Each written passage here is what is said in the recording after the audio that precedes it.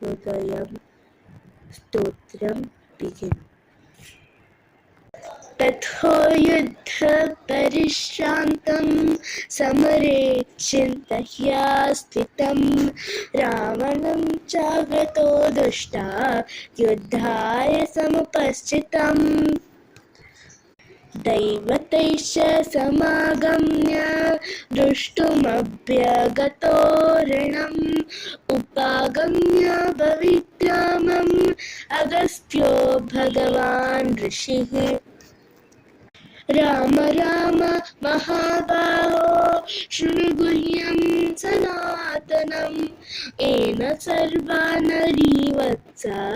समरे विजिष्यसि आदित्य हृदयं पुण्यं सर्वशत्रुविनाशनं जयावहं जपे नित्यम् अक्षय्यं परमं शिवम्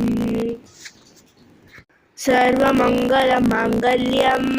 सर्वपापप्रणाशनं चिन्ताशोकप्रशमनम् आयुर्वर्धनमुत्तमम् रश्मिमन्तं समुद्यन्तं देवासुरनमस्कृतं पूजयस्स विवस्वन्तं भास्करं भुवनेश्वरम्